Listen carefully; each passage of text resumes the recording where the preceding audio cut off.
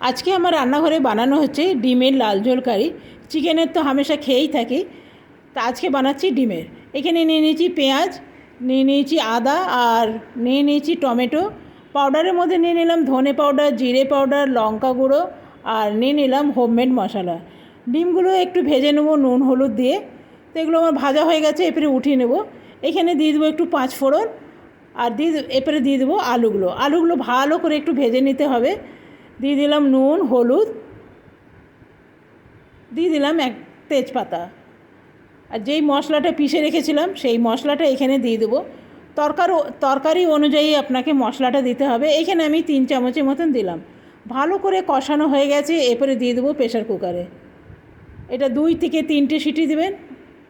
আর দেখুন, এটা একদম তৈরি হয়ে গেছে ডিমের লাল ঝোল কারি। কেমন লাগলো বন্ধুরা অবশ্যই জানাবেন। ধন্যবাদ।